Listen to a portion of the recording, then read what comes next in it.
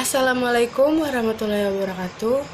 Nama saya Karna Rizky Waryana dari kelas 11 IPA 3. Kronologi Proklamasi Kemerdekaan Indonesia.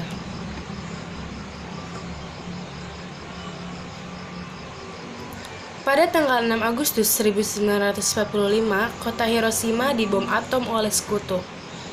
Perkiraan korban mencapai 90.000 sampai 168.000 jiwa.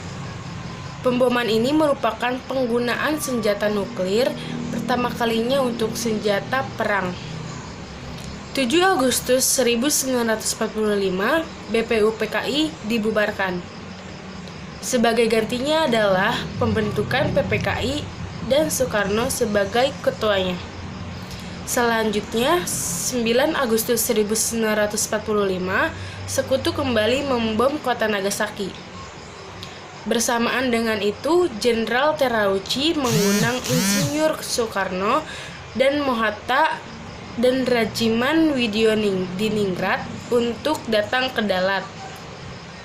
Pada 12 Agustus 1945, ketiganya bersedia berangkat ke Dalat. Hasil dari pertemuan ini adalah Jenderal Terauchi menjanjikan kemerdekaan bagi Indonesia. 14 Agustus 1945, Insinyur Soekarno beserta rombongan kembali ke Indonesia. Mendengar kabar itu, Sultan Syahrir mendesak Soekarno-Hatta untuk segera memproklamasikan kemerdekaan Indonesia. 15 Agustus 1945, Jepang menyerah tanpa syarat kepada sekutu. Armada tempur serta pusat pemerintahannya telah luluh lantak. Jepang mengalami kekosongan kekuasaan atau vacuum of power di Indonesia. Pada tanggal yang sama, golongan muda mendesak Soekarno untuk memproklamasikan kemerdekaan paling lambat tanggal 16 Agustus 1945.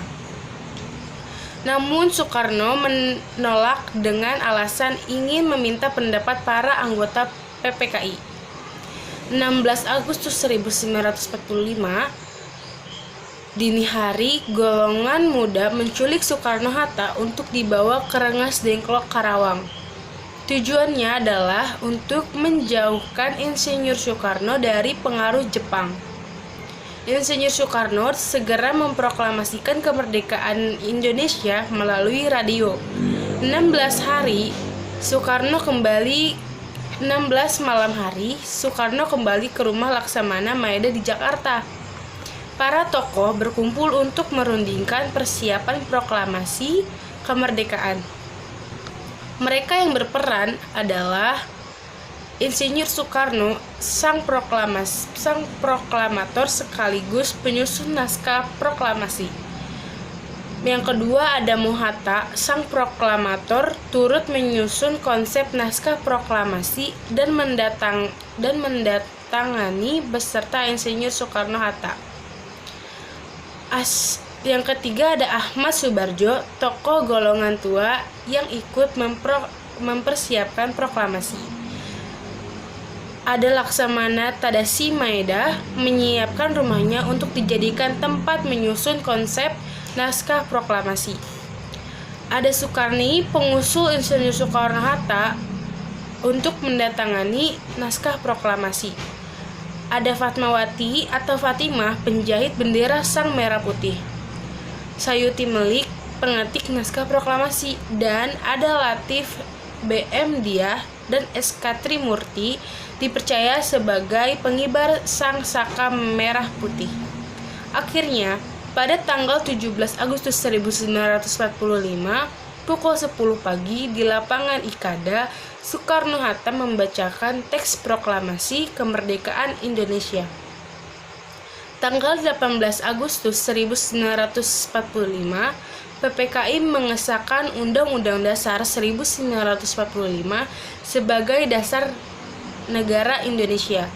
Indonesia telah resmi menyatakan kemerdekaannya. Langkah selanjutnya adalah membentuk kabinet pemerintahan. Namun, Belanda tidak mengakui kemerdekaan Indonesia. Mereka datang kembali.